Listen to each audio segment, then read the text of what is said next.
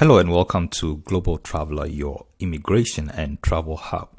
In today's video, we are going to talk about how to apply for a UK Tier 4 student visa. Now, the Tier 4 General Student Visa is the category that allows overseas students to come to the UK and study. It is a fact that the UK is one of the world's leading destinations when it comes to education. Every year, many students from across the world come to the UK to acquire prestigious degrees. In fact, the UK Home Office reported in 2021 that over 13,000 study visas were issued. With the introduction of the graduate visa or the post-study work visa that allows graduates to live and work in the UK for a further 2 or 3 years, it is estimated that the number of Tier 4 student applications is likely to keep going up as people find this to be an easy route to migrate to the UK. Let's jump straight into the application process.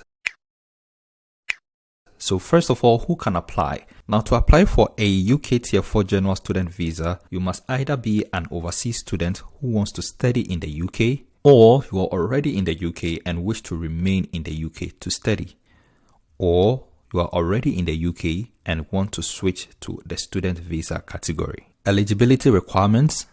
Now, you must meet the following criteria to be able to apply for the Tier 4 General Student Visa. You should have been offered a place at a UK higher educational institution, which is a licensed Tier 4 sponsor. Number 2, you should have your CAS number, which is a confirmation of acceptance of studies from your UK educational institution.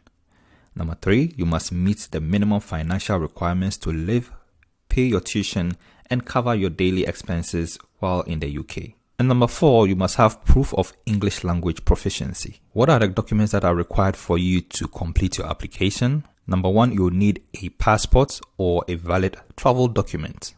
Number 2, you would need your CAS number, which is your confirmation of acceptance of studies. Now, normally you need to pay a deposit towards your tuition fees in order to be issued with your CAS.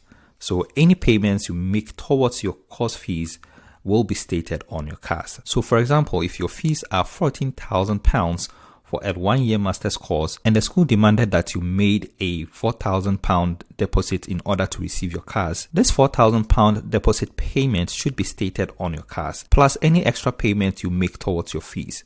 So for example, if you make an extra payment of £2,000, it should state on your CAS that you've made a total payment of £6,000 so far, with a remainder of £8,000 more to go. Number 3, your proof of funds. You would need proof of funds to show that you can pay for your course fees and be able to support yourself throughout your studies. And this should be presented in the form of a bank statement or any financial document. There is more. The funds as stated in your bank account should cover, number 1, the remainder of your course fees as stated on your CAS. Number 2, a minimum of £1,023 for each month of your course up to 9 months if you are going to be studying outside of London. This means you would need a minimum of £9,207, or you would need £1,334 for each month of your course up to 9 months if you are going to be studying in London, and this totals £12,006. So for instance, if you are going to be studying outside of London, using our prior example, you would need a minimum of £9,207 plus the remainder of your fees as stated on your CAS, that is £8,000. You would need the equivalent of this total as proof of funds. Finally, this money must be in your account for at least 28 consecutive days.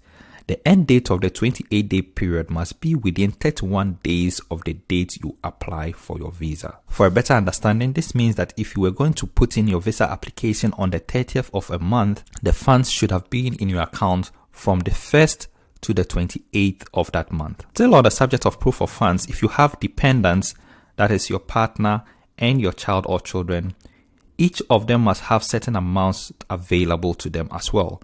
This is in addition to the money that you must have to support yourself. So how much money they also need will also depend on where you will be studying. So if you are studying for a course in London, it means that each of them should have a minimum of £845 per month up to 9 months.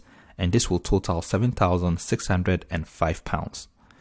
If you were studying outside of London, they would need a minimum of £680 for up to 9 months, this totaling £6,120. Mind you, you'll have to multiply the number of dependents you have by this total amount. Number 4, you may or may not be required to produce a TB test. Also, you will be required to pay a health surcharge. At the time of making this video, this costs £470.